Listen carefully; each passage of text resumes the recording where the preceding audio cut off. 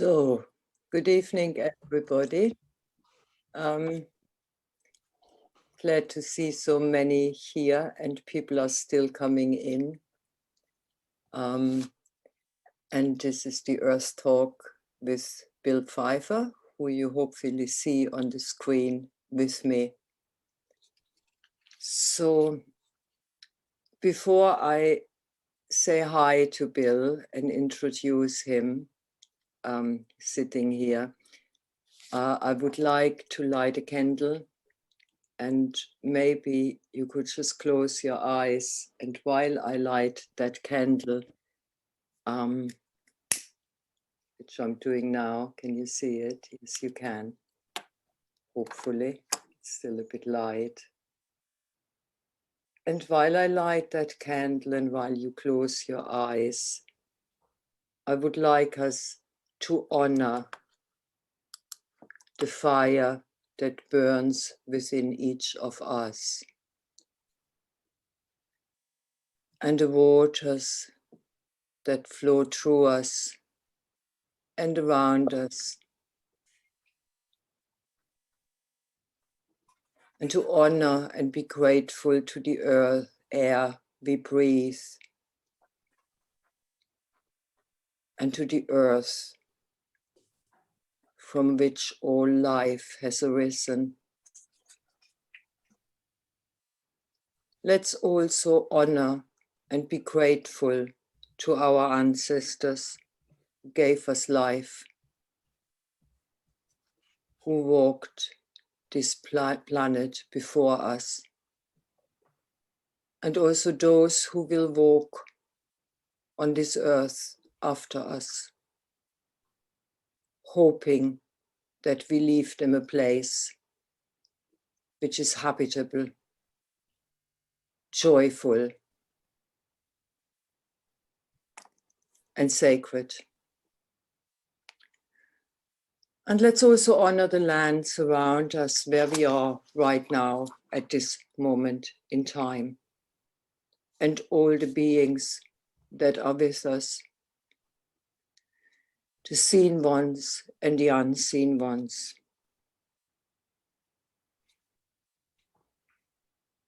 So for a moment, as we take a breath, let's honor all of life.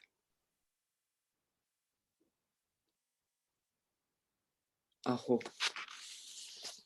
Aho. So, and I think this is a very good moment to introduce Bill Pfeiffer, and I feel honored to have you with us tonight. As you will know when you booked, that Bill is the founder of the Sacred Earth Network, which kind of came out of a vision of his 25 years ago. And he has worked with the Sacred Earth Network for a long time. But he's also the author of a book called Wild Earth, Wild Soul. And he has led hundreds of spiritual ecology workshops with big names and big partners like Joanna Massey, John Perkins, Lynn Roberts, and others. Bill has learned and apprenticed to shamans from different parts of the world, and maybe if you want to, you can say something more about that later. It's quite difficult, I find, to do something or somebody who has worked for so long within this field, justice.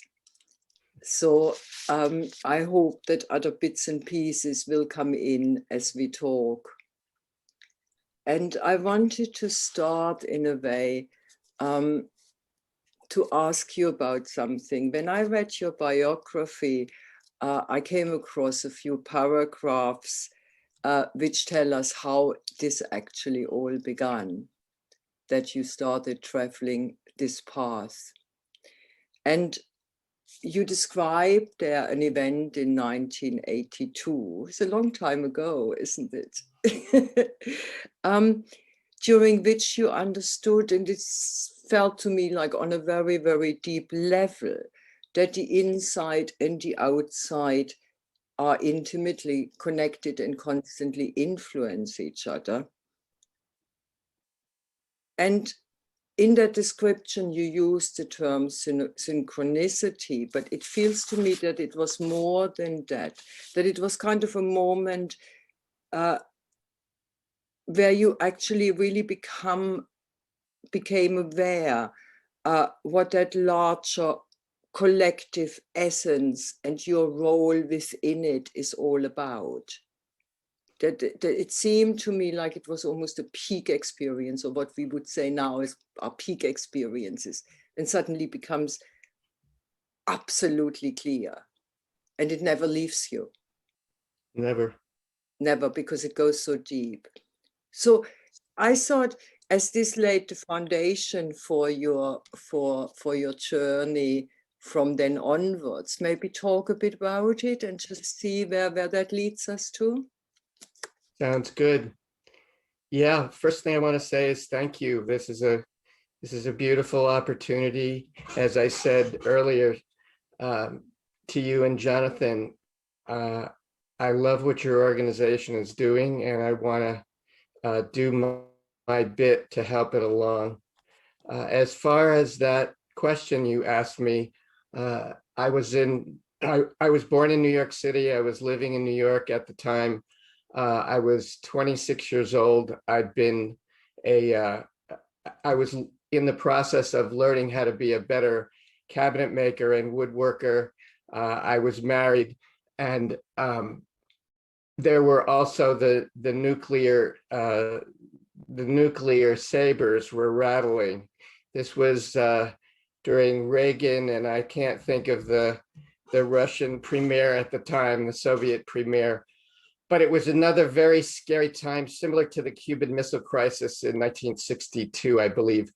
And because I was only, whatever it was, 6 years old in 1962, and my parents practically turned white and were, very, very, very frightened at the time, it left a very deep impression on me. So that in 1982, when there was a march for the UN called the Second Special Session on Disarmament, I knew I needed to be there and do something about it. I was very apolitical at the time. I wasn't doing anything. I was drinking too much, very kind of ordinary young 20s kind of life. And but I felt something deeper brewing in me. And so I just started helping out and organizing for that day, which was June 12th, 1982. And I just remember getting up in the morning that day, and I felt this peace already, this incredible peace come through me for no particular reason. All my friends joined me at my house, and we took the train from Brooklyn into Manhattan. And Christa, when I was on the train, I had felt like somebody had dropped LSD into my morning coffee, but nothing was further from the truth. I had no substances whatsoever, and the momentum of the day kept building stronger and stronger and stronger. And by the time we got out of the train station in Manhattan, I was kind of having a full-blown mystical experience. And I got out of the train, and I'll never forget it. I look up at the nearest building, and it was Isaiah, the prophet, who said they shall beat their plowshares, and beat their swords into plowshares. And it was just prophetic at that moment. And then all of a sudden the crowds gathered, and it turned out that it was the largest demonstration in U.S. history, maybe up until very recently, but there were 1 million people who showed up in Central Park. And probably the thing that impressed me more than anything was when the Japanese monks who came from Hiroshima and Nagasaki and other places in Japan, and they were beating the drum, and they meant business, and it went right into my heart. And I felt like, yeah, this is, all of a sudden my life had a purpose that was beyond putting putting food on the table and thinking about my immediate concerns. I felt this much larger force at work, and Gandhi calls it satyagraha, the truth force. And as you said, I'll never be the same. It was a deep peak experience of feeling as though a spiritual activism was where it's at. There wasn't one arrest the entire day. It was entirely peaceful. And I grew up in the anti-Vietnam War days, and my parents took me to some of the first anti-Vietnam War marches, and it was a completely different vibe. Lots of that kind of opposite. And this was and so it was peace within and peace without, and the means and the ends were congruent. Yeah, I can almost feel it. It's I can imagine it. So this peace within and peace without. Did you ever have a clear idea why this happened like that? Why it was so peaceful? What was different? Or did you just feel there was a larger force at work, which I've thought about this a lot, and I think it was actually quite a unique I think it was a collective peak experience that a lot of people didn't really recognize how exceptional it was, and that maybe I was higher than other people, but nevertheless, the behavior showed me everything. And it wasn't just through my eyes. I look back at footage, there's 1 million people. Everybody was peaceful. There were little, I just remember this gathering of Benedictine monks.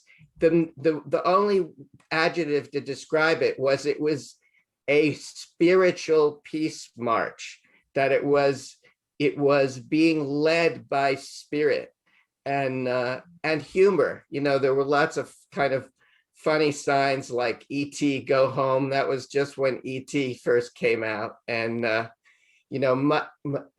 mushrooms are for quiche, not for clouds. And it's just like there was humor there. And so laughter and spirituality, they go hand in hand. The more I think about it, the more moving it is, and the more I could spend the entire time just talking about it, and how exceptional it was and unique, and how much the combined, the bottom line, Christa, was mothers didn't want to see their children be burned up in a nuclear holocaust. They didn't want to see the rest of the planet go up in smoke either. And it was sort of like beyond, it was beyond a political, logical understanding. It just was about life itself. And I can't believe how emotional I am going back, thinking about this. Yeah, I can feel the emotions, and I guess so can everybody else. And it is this, when you said it was about life itself. And I think once it's at that point when we understand that this is really about life itself, that it's bigger than one issue.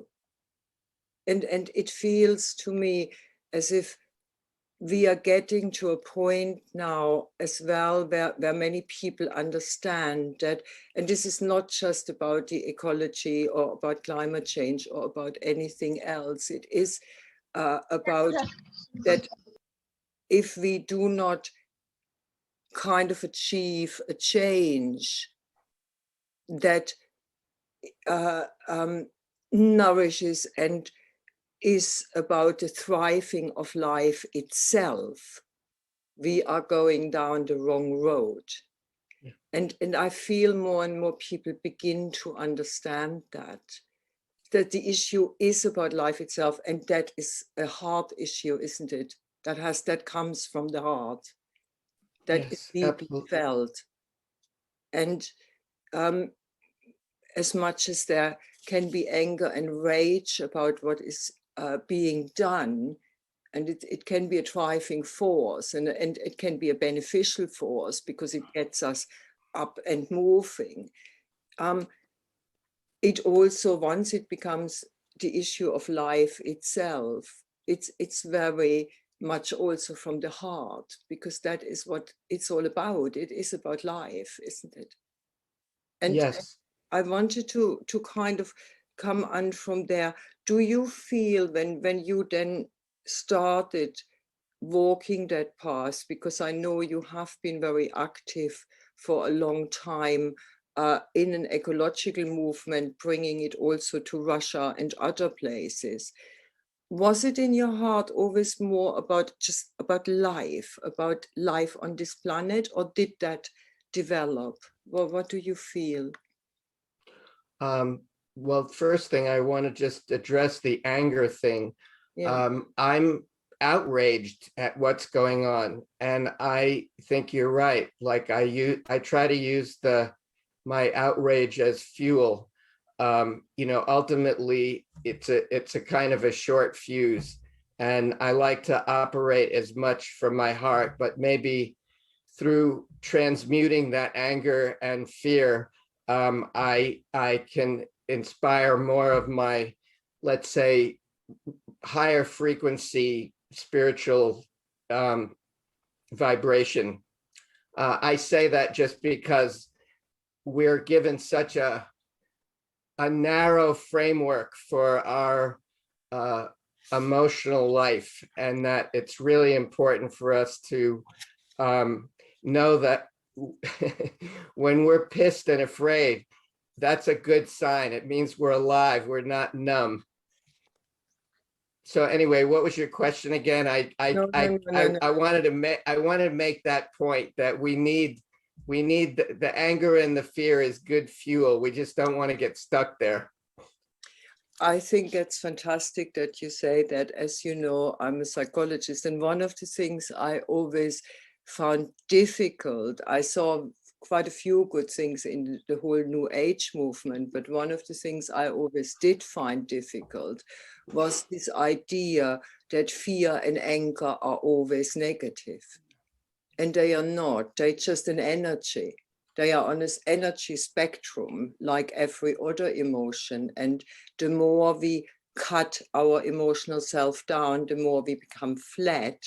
And I also feel that anger and rage, as you say, can be fuel. And people often don't understand, in my experience, that there is a big difference between anger and aggression. Anger is an energy, it's an emotion. Aggression is a behavior. That's then the outlet of the emotion, what you channel it into, is actually the right question to ask, isn't it? Rather than cutting down the emotion and saying, I shouldn't feel this. So I'm really grateful that you bring that in. And somebody here said in the chat, this is a really important point. And I agree, even that wasn't the plan that we're talking about this. But well, I remembered your question, and it's a very interesting, and it seems to me divinely guided personal evolution. So here you've got these two great powers who are ready to blow each other and everybody else off the face of the earth. And couple of years later, I was offered an opportunity to go visit Moscow and Leningrad through London for something outrageously inexpensive for 10 days for $800 or something, like unheard of. And I jumped on it, and we called ourselves citizen diplomats. And the idea was that we would try to get beyond all of the horrible enemy images and posturing, and we would meet then Soviets heart to heart for peace.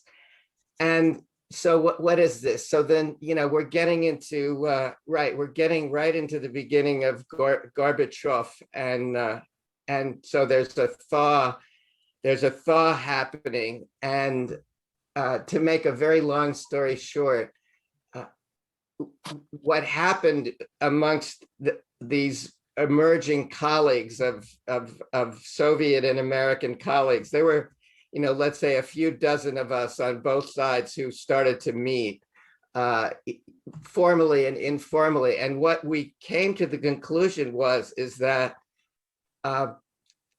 nuclear war, that the war against the earth was the slow nuclear war, and that we knew that our common destiny was to work on behalf of, yes, it's life, all of life on earth, and that the nuclear threat certainly needed and needs to be addressed, but it's, as far as I know, the nuclear missiles are still in their silos, thank God. But the Amazon and Africa, and I could go on and on and on, and the rivers, the destruction is happening en masse as we speak. And so working globally, which is in effect what we're doing right this moment, is it's the only way to meet a global challenge. Like, yes, we work locally, of course, but we also need to work globally, and we have some amazing tools to do that. And I'll say, to close this little section here, parenthetically, one of the things I am most proud of in my life is that I developed enough internet computer knowledge at the time to be able to set up the first, we call them email stations in then Leningrad. And we had messages going back and forth between San Francisco and Leningrad, informal, not going through any military or government channels. This was a non-governmental venture, and it worked. And to see messages going back and forth, now we just completely take it for granted. But in 1989, to see messages going back and forth for peace and for environmental justice, that was extra. It was another peak experience of a different variety. Yeah. Yeah, I can imagine. Yeah, I can imagine. Yeah. Because, I mean, we are taking it so for granted now, but those of us old enough, we know exactly that this wasn't possible in those days. And if it happened, it was quite a feat. Yeah. So I want to stay with Moscow, with Russia for a moment, if you don't mind, because it was a long stretch of your life, and it also shows a bit how these things develop. One thing struck me, that you said war against the earth is a slow nuclear war. And I can get sometimes quite annoyed, and I'm allowing myself that emotion and to say it. I can get quite annoyed these days when people insist on their tiny little differences, because in a funny way, this war against the earth, which, I mean, we can talk about that in a moment, but what we are doing with consumption, exploitation, being the only species which matters, you know, and so on and so on, that actually spans all societies. And that I find quite interesting, because no matter how the society is structured, we are all going now in the same direction, which is that kind of global patriarchal capitalism, if we want to put it in a box, which basically is based on death. You can't say it differently, because it's based on constant progress, and progress can only come through consumption. So everything we consume has to die faster and faster and faster, so that we can produce something new and new and new. And for that, we kind of destroy the planet we live on. That's kind of in a nutshell. So do you feel that this could actually become the overall, because that's the one side, but the other side is that it could become the overall overriding issue, which could bring us all together? I have no idea. I don't know. I thought about us talking together, and I'm sure a lot of the audience has thought about this a lot. And from anybody who's studied this issue, we're looking down the jaws of global collapse, whether or not ecological and social collapse, whether or not people will in effect rise up and say we have to do this differently for our children and the children of animals and plants everywhere. I have no idea, and I think I sincerely don't know, and I'm emphasizing not knowing, because I think we lose a lot of our power in speculating about how things will turn out. And to me, the power is now. Eckhart Tolle nails it. The power is now. All the native traditions point, all time and space is here and now, that this is where this is how we go forward. And, your prayer at the very beginning, the earth, air, fire, and water, and the ancestors are here right now, and that we act on behalf of life from the alignment with, all of that together is source energy. We act in the most powerful way that we know, whether it's on the front line in front of a bulldozer, whether it's creating new sources of energy and all the different structural and alternative ways of doing business, new forms of currency and so forth, or whether it is being very, very actively involved in what we could call of the consciousness change on the planet, regardless of where we find the call, where is the spirit call in us. It's happening now. And so I'm saying this way because I just don't want us to waste valuable energy. Who knows what's going to happen, but let's give it all we've got right here and right now. On every level where we are and where we hear the call to act on behalf of life. Yes, right. Exactly. No, I fully understand it. And you just said, yeah.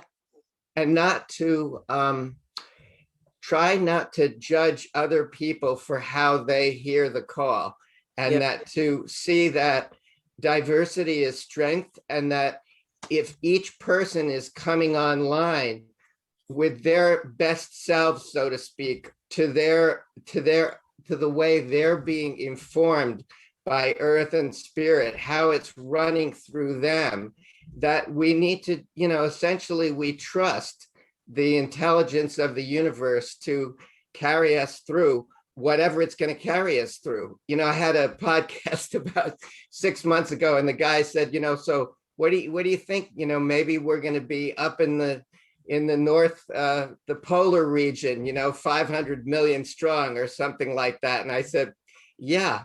And what I want us to be doing if we're up there is in ceremony, honoring the earth and each other. I want us to be experiencing a new way to be with the earth, which is actually a very old way of being on the earth. Yes, yes.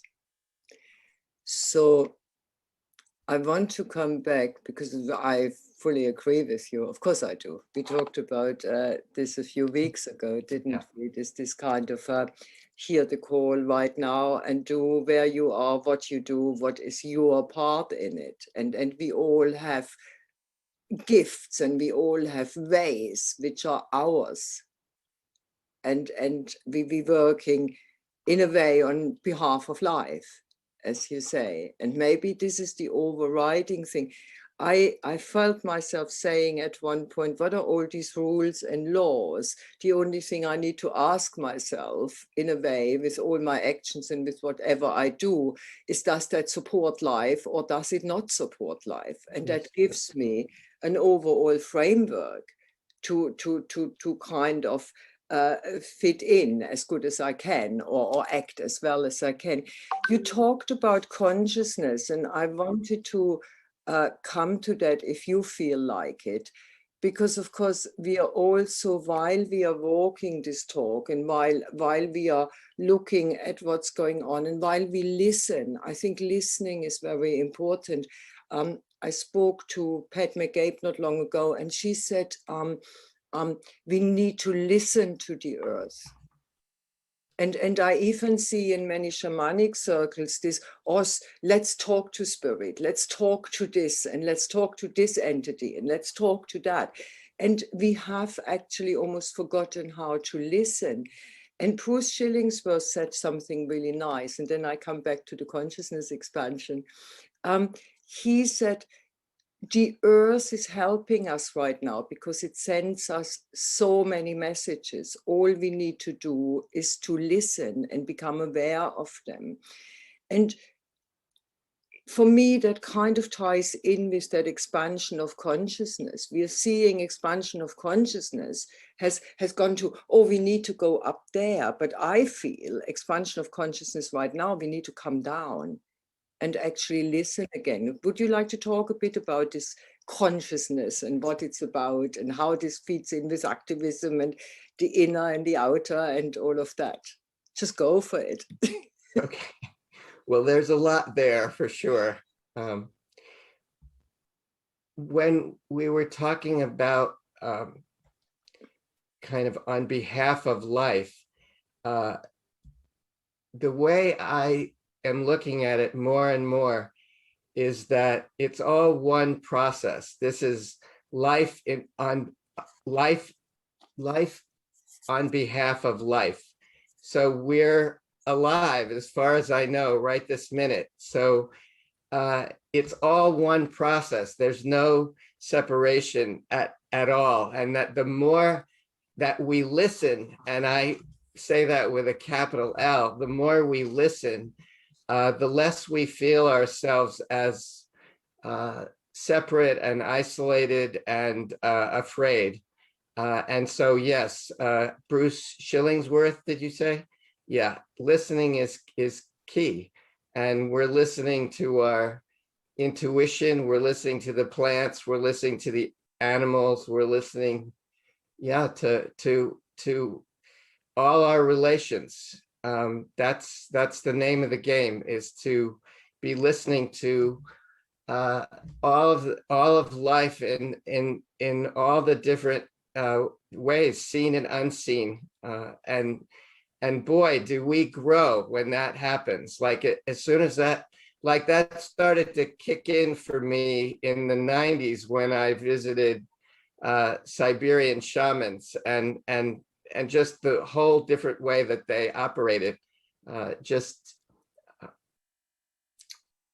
I mean, it's not that I hadn't been exposed to a lot of earth honoring spirituality before that, but it was just at that moment, I felt like I had an inkling and understanding of what all our relations means, and to be in touch with all our relations and how it's all one process. And that the more that we're in touch with that,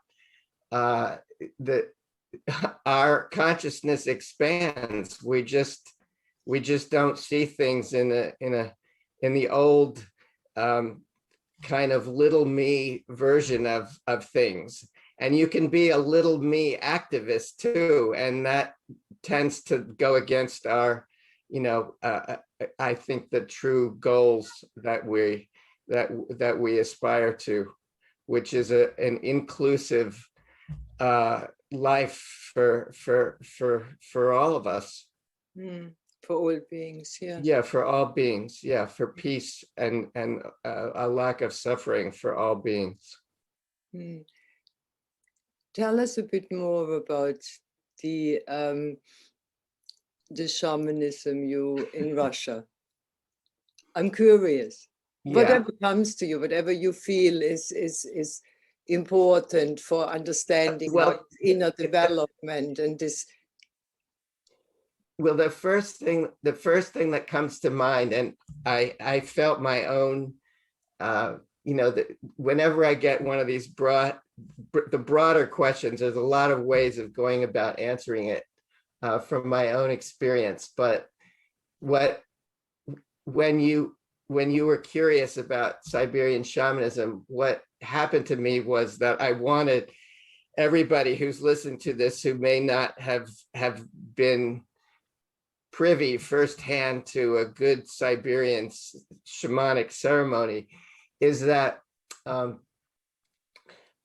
lot of people have taken ayahuasca and mushrooms and the plant allies, particularly in South America, and it's a way of really expanding one's consciousness, we could say. And the thing about the Siberians is that, I mean, there's a branch that does a little bit of mushrooms, but that it's relatively unimportant, that the main thing is it's the earth, air, fire, and water, and the drums and the rattles and the offerings to the spirits. And I'm getting emotional again. It's like the worship of the mountains and the rivers and the skies and the stars. And the below spirits, the middle spirits, the above spirits, that everything is alive. And you get so swept away into that you're just, it's a spiritual transmission that is coming right through. It's like unfettered, direct teaching from the earth herself, from Pachamama, to go back to the South American expression, from time, earth, consciousness, Mother Earth, all of it, source. And again, just like I was saying about the 1982, the Spirit March, which I've just coined a term, is that in Siberia, you just like it just makes you I think what I was trying to say is that this is not just a subjective experience of mine. Like all the people who've gone on my trips, it was like when I was checking it back to see what was going on there in New York City in 1982. And a lot of people were having a similar experience. And the same thing with Siberia, that this deeply primordial connection with the land and the spirits just goes with the territory. Yeah. And I've been there, Christa, maybe I don't know, something outrageous like 20 times for 2-3 weeks at a time. And believe it or not, I'm busy organizing a trip with some of my Siberian indigenous brothers and sisters now. I can't wait to go back. Yeah. It's like crazy, like, but I clearly know that there's something extremely valuable there. Yeah. And I will say parenthetically, I'm well aware of the political situation, and the original impulse of citizen diplomacy is every bit as important now as it was then. And in a sense, let's say the nuclear issues have receded to some degree, and let's hope that it stays that way. But, you know, democracy, the ability to be able to speak our minds in a free way is not to be taken for granted. And you know, I want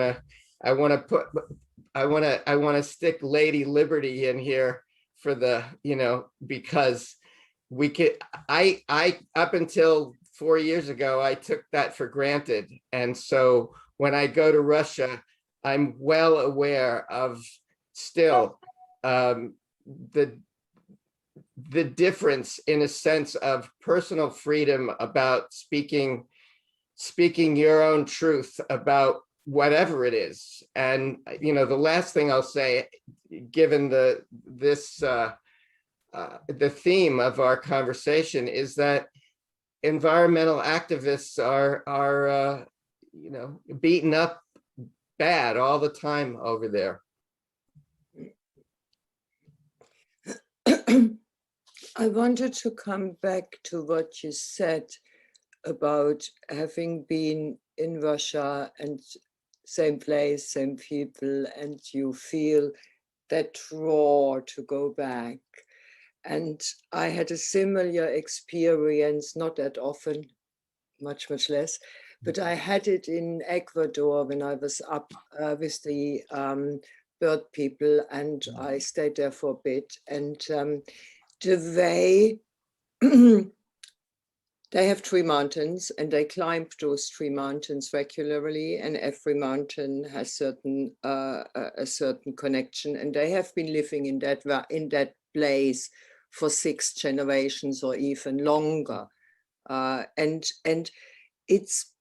it's really almost unexplainable, isn't it? But it is like an energy field almost. You coming in, and you suddenly you experience, and you hear things, and you get messages, and you connect it in a way which is very difficult to achieve or takes a long time if you just do it somewhere, if you're not completely able to just do that because you have done it for a long time, or you have a peak experience out of the blue.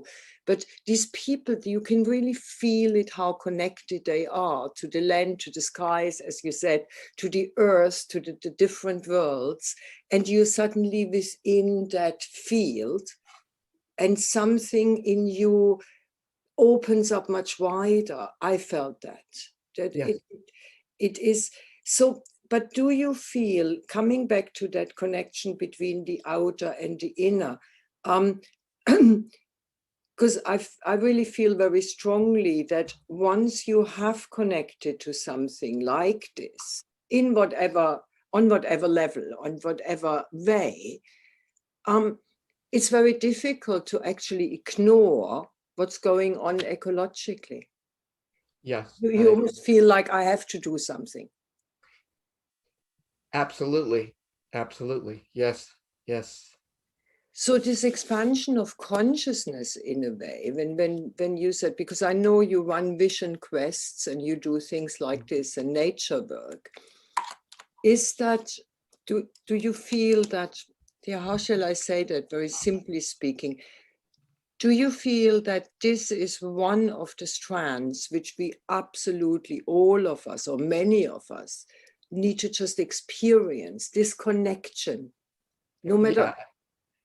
Yes, Christa, I think this is, you know, for my money and where I'm putting my personal energy to, this is the this is the core of it, the hub of the wheel, so to speak.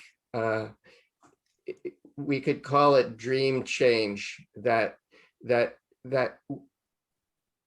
we're in the process of dreaming a new world into being, and that the way that you described those mountains in Ecuador and the awe with which you clearly felt and have felt many times there, and what I was saying about in Siberia, and I'm sure everybody who's listening to this has had these experiences of awe in nature. Translating that into, okay, how are we going to live differently here? And what's it going to take to live differently? And in order to live differently, we need to perceive differently. So to the degree with which we are perceiving things, and this is a word that I first felt comfortable using with John Perkins, is ecstasy. To look at the universe, to look at the earth in an ecstatic way, is a beautiful, how shall I say, it's something to shoot for in our lives. And it doesn't mean that we're blissed out all the time. It means that we're one with our experience, that we're fully alive in this this business of living on earth. And that's what I think that if there's any message that I would love to, transmit or radiate in this little talk that we're doing together, this conversation, is like, whatever it takes to get fully alive, that's the name of the game. Like, life and our life are completely one. And so we can't expect to have a lively planet with a bunch of dead people, that they're alive in principle, but they're not alive in their hearts. And that's what all the shamans and all the mystics are sort of saying to us, which is like, get into your body, get into your heart, get alive, and praise be to the creation and creator for what an incredible gift, just to be able to have a voice and to breathe and to drink fresh good water, and to dance and to sing. And to dance and to sing. And if you were in the room, if we were in the same room, we could dance right now. Absolutely. Yeah. I want to bring something in here, which might be a tiny bit of a downer, but I think it's an important. When I wrote my first book, and I kind of researched quite deeply about older shamanic cultures and so on. And I came across a woman, she was called Ehrenreich, and I don't remember her first name, but she had written something really profound, and it really hit me. She said, colonization brought the end of ecstasy. And she described basically colonization together with the missionaries. I think we talked about it when we chatted. And she described that all nature-based cultures, all of them, she didn't find one which didn't, were all ecstatic, in that sense ecstatic, that they, no matter what else they were, but they were ecstatic people in the sense that they drummed and they danced and they loved nature and they worked with the spirits and they had an ecstatic culture. And then she describes very heartbreakingly how in so many parts of Barbara Ehrenreich, yes, somebody just put it in the chat, that's the woman, Barbara Ehrenreich.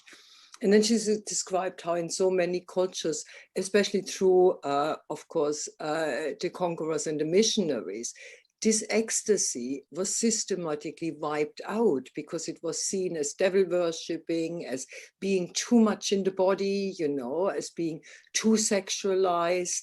And anything else which goes with it. And for me, that always made sense, that it's kind of ecstasy. It's this loving of life, and it has nothing to do with the dance drug ecstasy. Even I'm not surprised that it's such a sought after drug, because it gives you that feeling of being ecstatic again. And I don't remember if she said it or if I trammed it up, but for me, that was always the base of life, was kind of ecstatic. If I look out there, nature is ecstatic.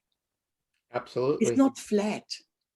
Right. And colonization didn't finish the job, thank God. And that's why we're having this conversation.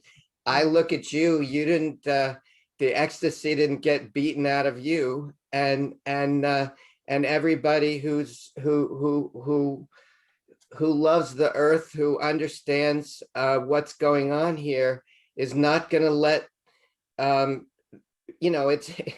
it's a colonized mind. Maybe you've heard the term Wetiko, Wetiko.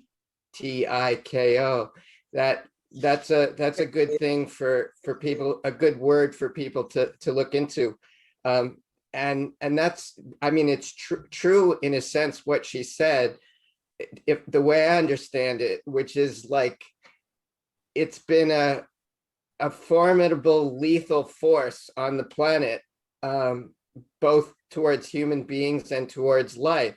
But as long as we're alive, we're not going to let it have the last word, and we're going to live as wildly and ecstatically and beautifully as we possibly can. That's, what else would we rather be doing with our time? This is, we're given this gift. Let's go for it, 1,000%.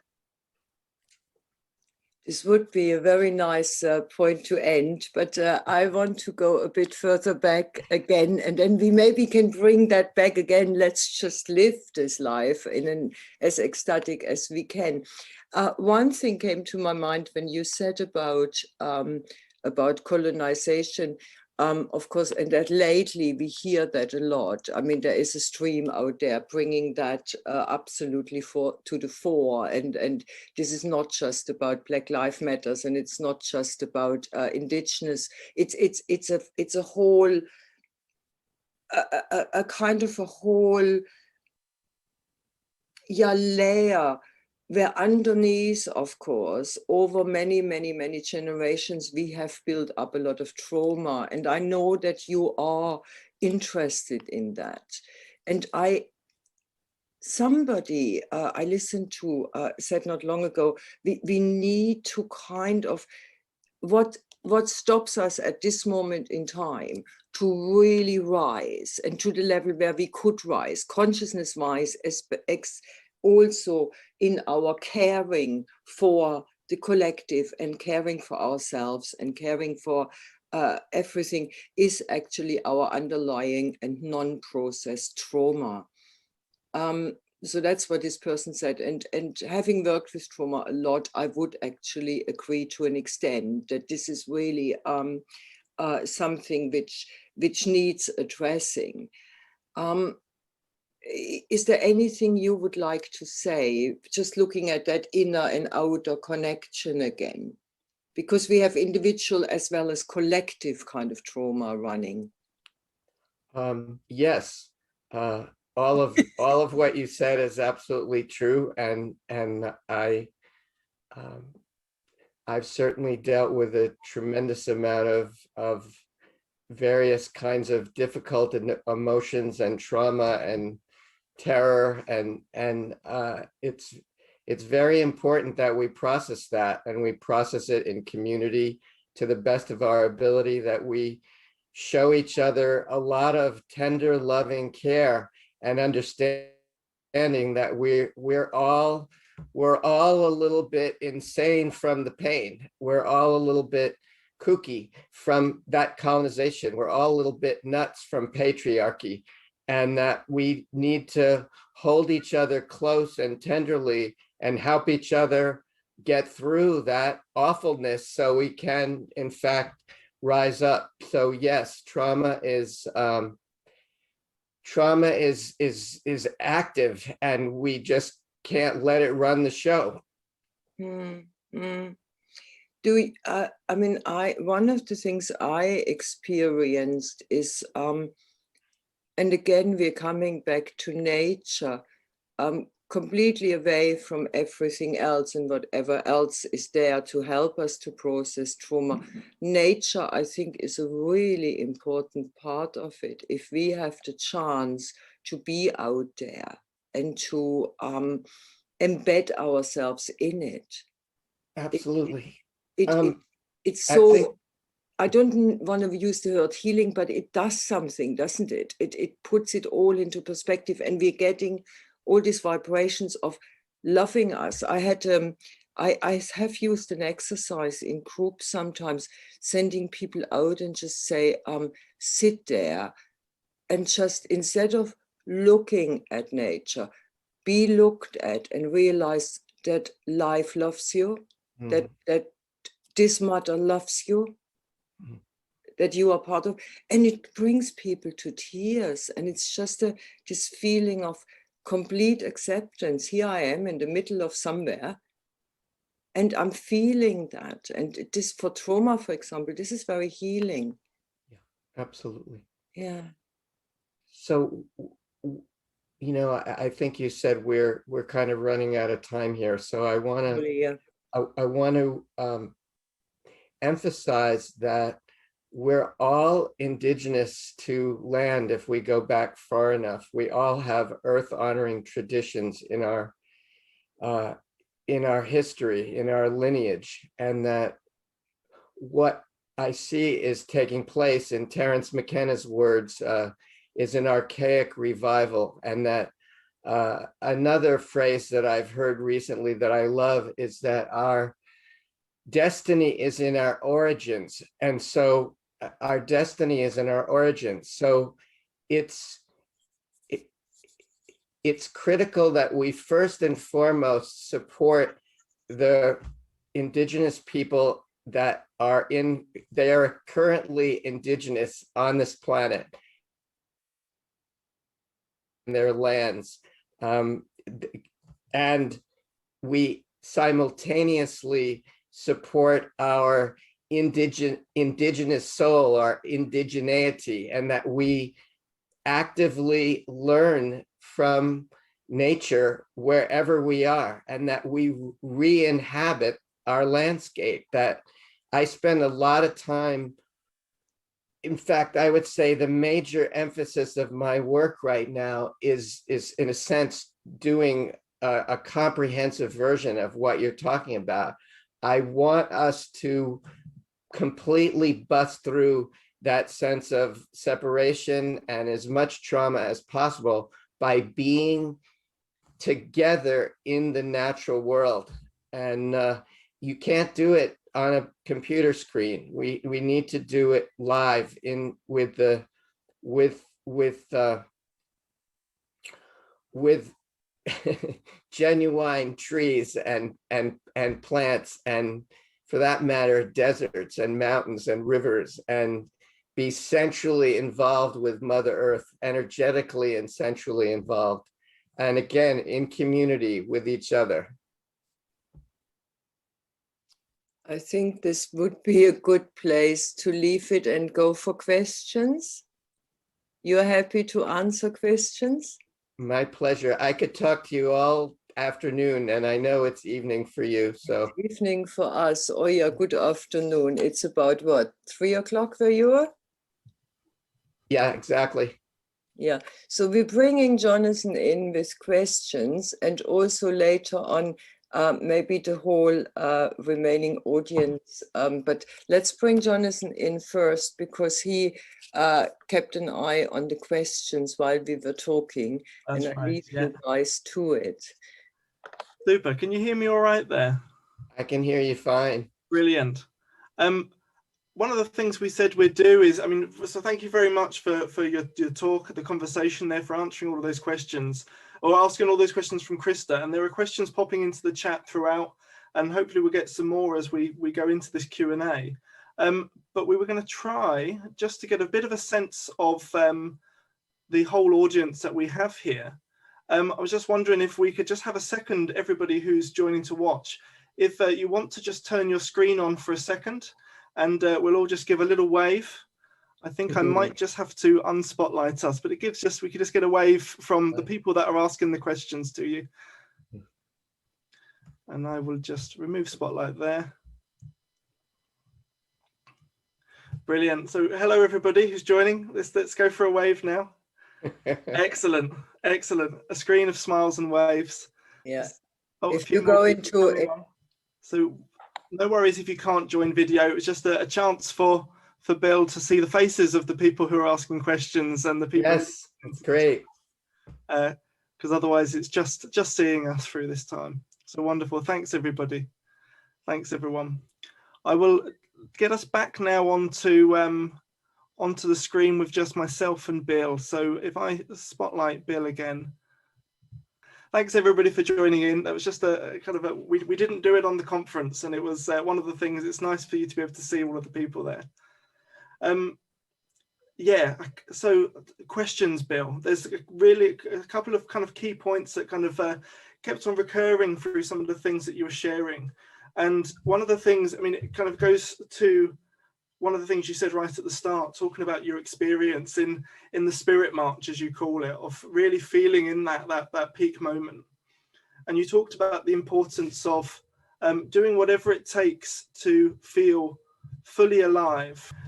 Right, so right at the beginning, you were talking about your experience there in the spirit march, that peak experience, and you've gone on through this to talk about doing what it takes to do whatever it is to feel fully alive in those moments. And I know that in protest marches and in kind of when people are in the middle of big campaigns, that can be really difficult for people to really feel that connection, to feel that sense of connection with all life. And I was just wondering if you had any comments around that or any suggestions for people about how people in that moment in the center of all the busyness of something like a protest march, how they can remain connected and fully alive. Yeah, just one thing that you said as part of your question.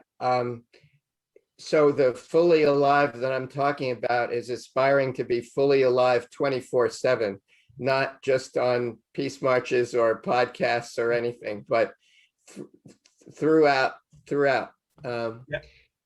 In fact, I think it's an interesting little parenthesis, which is a lot of the native elders I'm speaking with lately, they're saying that the big dream is ceremony 24/7, that we're in gratitude, that we're walking in beauty 24/7, that it's not that we don't get in a bad, funky mood. It's that our way of life is we've let go of the time crunch, and we've let go of the fear, and we're in harmony with our brothers and sisters and with the rest of life. That's to actually live that. That's what I feel like is what I'm dreaming into, that we've got to do our best to stop the destruction, but we can't stop there. We need to be the alternative, and that's being fully alive. So to speak exactly to your question, the reason that it's so important for us to embrace spirituality and higher consciousness is that when we get to the demonstration, when we get to the political rally, or I love what you're doing as far as Stonehenge goes, is that two things. Number one, we pray. We go deep into however we feel, earth and spirit, and that we ask to be guided, that we're not doing it. We don't want to do this by ourselves. We want to feel this power of creation running through us. And number two is that we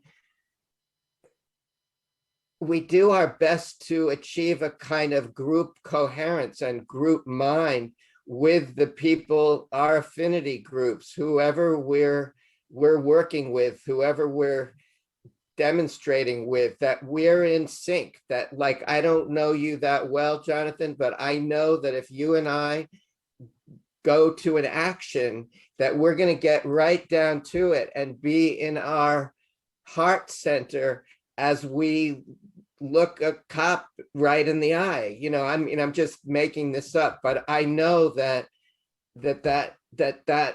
force of life is what we're working for and working with. Mm-hmm. It's not a kind of a head thing, and also the cop is our brother Mm-hmm. or sister. Yeah, yeah. So getting into a space where that's part of your life practice, where spiritual practice is part of a kind of your 24/7 aspirationally, but you know, so that's easier to step into when you're there.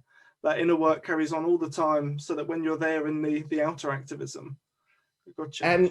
And we also have to allow ourselves to blow it. Like, we have to forgive ourselves when we lose it, when we can't stand it anymore. Like that forgiveness of our imperfection, of our humanity, you know, our human frailties. That's part of it too. Like, I'm not perfect. I don't know anybody who is. Well, and you kind of started in the talk talking about that from the point of looking at anger and recognizing that, you know, the anger and the frustration and the kind of the outrage with it actually becomes a bit of a fuel. When you talked about channeling that kind of, you know, kind of by the heart, and I wondered if you kind of were able to talk a little bit more about that, to do with working with those more kind of socially challenging, as it were, aspects of the feelings that you may feel with it all. Yeah, I mean, this seems almost secondhand to me now, but I mean, there's a difference between feeling anger and acting out in anger. Mm-hmm. And so if I am so intensely angry that I'm fairly identified with it and I can't see anything else, that I'm gonna say, hey, Jonathan, I need some help here. I am freaking totally furious. I'd like you to just listen to me. I need to smash some pillows. I need to move this energy like a volcano so I can think straight. So I'm coming to you as my brother to help me process that emotion, so I have more of my intelligence. Mm-hmm. And this is, you know, where I credit my dear mentor, elder Joanna Macy. So she's basically so much of her life's work is about, it's not, in the case I said it was just me and you. She's saying, let's get angry together. Let's be in despair together. Let's be terrified together. Let's not pretend that these are, what's the word for it? Unskillful emotions. That let's be with this together and see what emerges. And always beautiful things emerge when we allow ourselves to uncork those emotions. Mm-hmm. Yeah, and they become a real power, contributing to what we can do, definitely. Yep. I guess it sticks onto that theme of congruence. You were talking earlier about the importance that the ends and the means match in what we're doing. And there's a question from Rachel, kind of that echoes some of these points, which is, I'll read it here. There appears to be a deep flaw sometimes in trying to find a new way of living through flying around the world. She asks, to me, any route forward should not be at expense of others. And so how can we move forward without being part of the problem? Are you done? That was, yeah. So the question there is, how can we move forward without being part of the problem? Kind of touching back to that, kind of the ends and the means, the congruence between the ends and the means in how we act. Yeah, I think that's, you know, I see myself constantly falling short, in that I am embedded in a unsustainable society. And so I'm making choices all the time about how I spend my time, energy, money and so forth. And so, unless if you decide to try to live as a hunter-gatherer on Fiji or some South Pacific island, you're going to be really a part of the problem. And so we're trying to figure out how we can dream into a new world with the minimum amount of impact. But there's no way for us not to make an impact, and a deleterious one at that. Mm-hmm. I guess kind of, there's a balance in there, in that you're kind of your net contribution to things. If you are able to kind of put enough energy into the changes we're wanting to see, to kind of counterbalance those problems as well. It's having that honesty that you describe, of recognizing that, yes, we're not kind of meeting it at this point. We're not meeting it at this point, but I'm doing this and this for change. I would like to think that everybody who cares deeply about the earth has a conscience who's saying, I want to do the best I can with this, that we're not just saying, oh, fuck it, none of it really matters, or I can do whatever I want. Mm-hmm.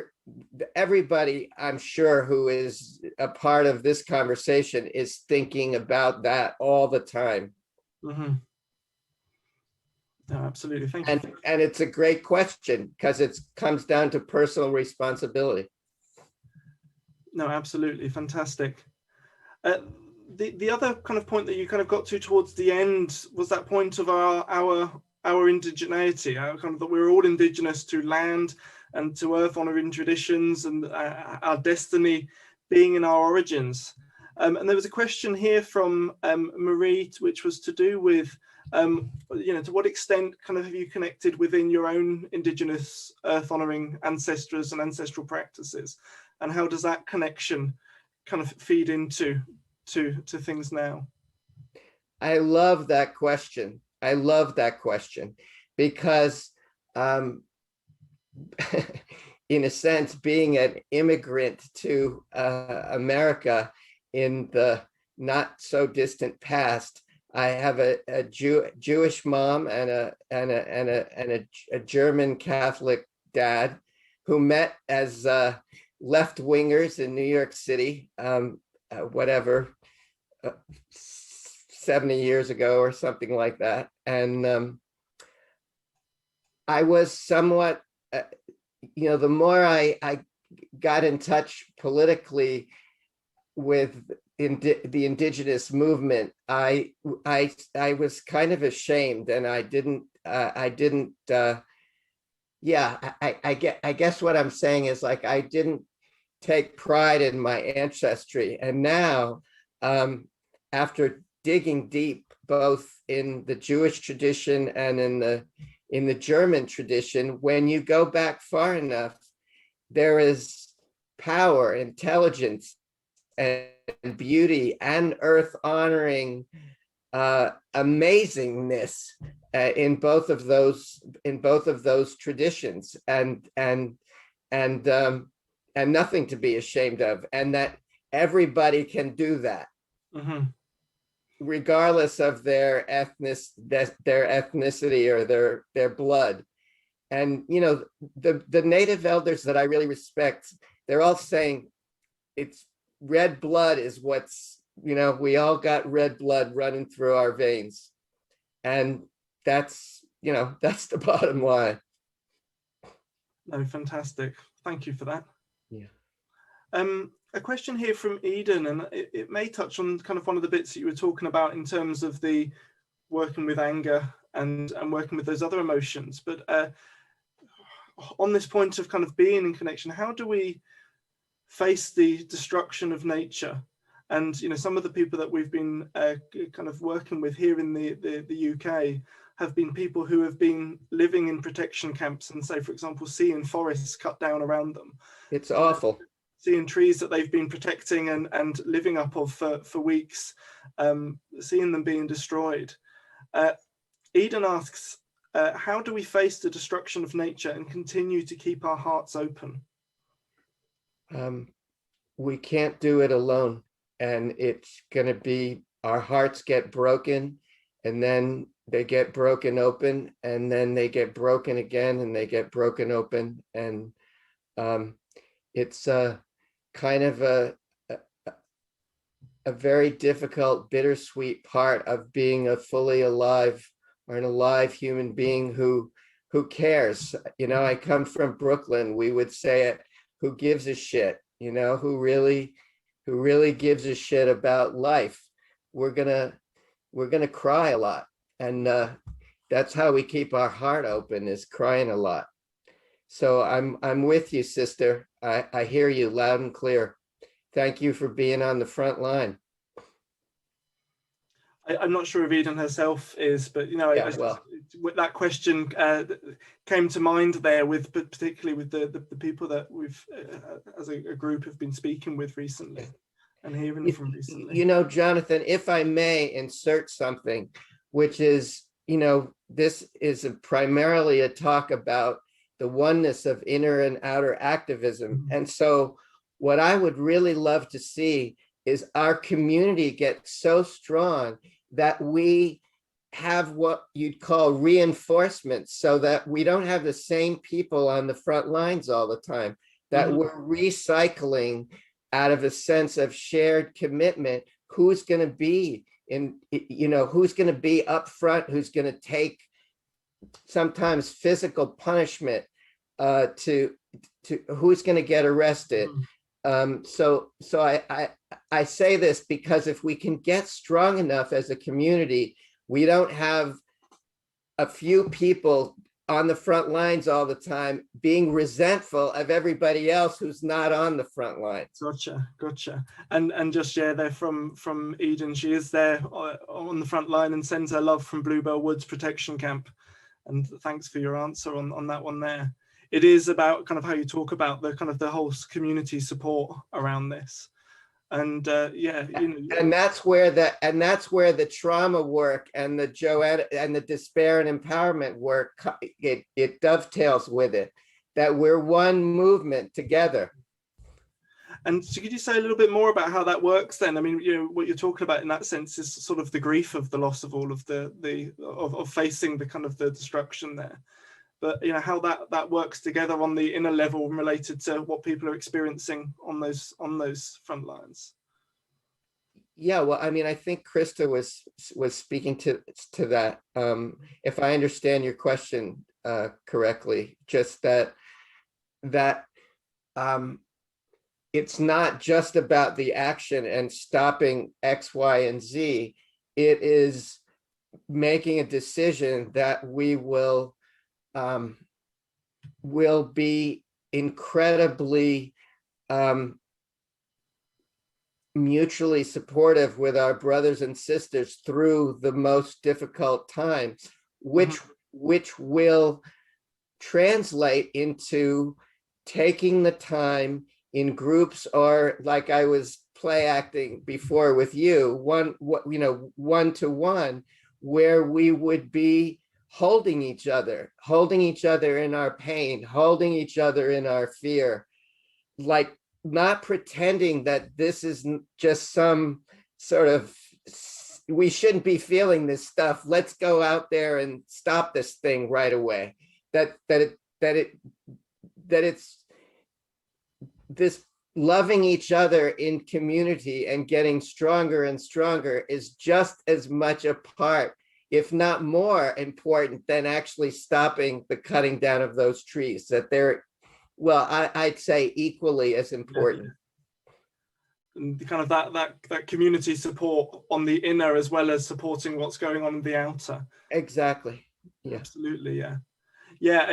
One of the people here kind of mentions the work that reconnects, and I guess that's some of the elements of what you were talking about in the process that is in the work that reconnects as well. Yes, absolutely. So if I were to pigeonhole my own work, it's a combination of the work that reconnects with with all my relations, of a shamanic, energetic understanding of all of nature, that together is for me is the medicine.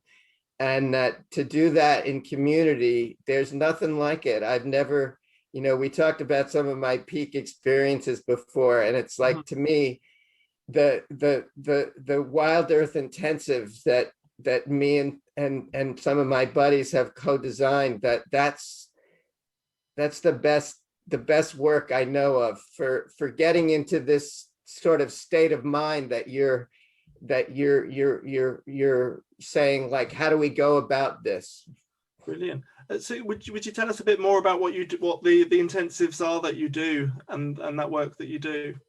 Yeah, so the full name of the book, Wild Earth, Wild Soul, A Manual for an Ecstatic Culture, is taking the best of what I've learned in the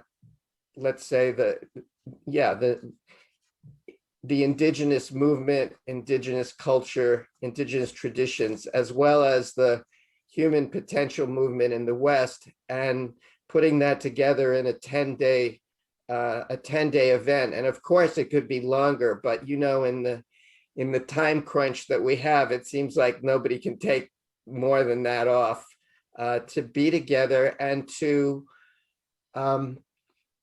live into our wild souls together with nature, to sing and to dance and to cry and to drum and to be in the forest and to do all, and to listen, to really, really listen. And we have guest elders and mentors come in, and it would take me, we could do a whole program on just that question alone. But the Wild Earth Intensive is a way to embody exactly what we're talking about. So we're not talking about these abstract concepts and that sound pretty intellectually, but actually feel them in our bodies. Brilliant. And for those on the call who are wanting to kind of be able to go and find out more information about that, where can they search? Where can they can find that? Well, because of the pandemic, we don't have one lined up yet, but I would say that the best thing people can do is just to get on my mailing list, and I'll make sure that they know about it when it's happening. And what my dream is that Wild Earth Intensives can get organized all over the place. I'm happy to train trainers, but this is not about the cult of personality. It's about making sure that we remember our earth honoring instructions and live them out. Mm-hmm. So I would say get the book, get on my mailing list, and we'll go from there. Fantastic. And we'll make sure we can get those links up for people in the Sacred Earth Activism group as well, so people can find that and they can find out more. That's wonderful. So thanks so much, Bill, for answering all of those questions. I'm going to invite Christa back in again now. Brilliant. Welcome back, Christa. Right. I feel that was amazing. Yeah, thanks everybody for indulging me. This has been a great pleasure and an honor. Well, for us mainly. So I want to kind of close. So if Jonathan could in a moment bring the audience back in, not yet. What I wanted to say is thank you, Bill. Okay, more thank yous. Shall I read the thank yous to you? It's always nice to hear that. That was from Ale. Thank you, Bill. It was a great pleasure and an honor for us. Eden says, thank you, Bill, and all for being here. Perfect. And that's just something I want to echo. I really thank you for taking the time to talk to us and come from your very, I want to thank you as well from the bottom of my heart, Bill. When we had that little chat before, I knew it would be exactly right for us, because this is this mixture and your own wisdom in a way from so many years, and it really is a pleasure. And I'm really so glad that you joined us, and Thank I'm you. grateful. And so if we bring the audience back in, or part of the audience, or whoever we can bring back in, because this is always a bit of a technical issue, then we are closing and say, Yeah, we'll gather in a circle in gallery view, That's right? it. Right? okay, So so if if people you will, all bring your videos back on if you can, and then go on gallery view. See what? And we put our hands out to hold each other's hands, right? Yes, let's do that, and let's have a circle, and then I will officially close. You have to do it, then it works somehow. Yeah, For right. whatever reason, it seems to work. Mm. Okay. So I want to close by blowing out the candle, by thanking all of you, every single one who was here, but also the many people who are in the group at the moment on the page. I want to thank Bill, of course, from the bottom of our hearts for sharing with us. I'm thanking our ancestors who gave us life, all the beings around us. I thank this earth, the spirits, and all of those who will come after us. Because as Bill so rightly say, it's already all here. So thank you very much. Thank you very much.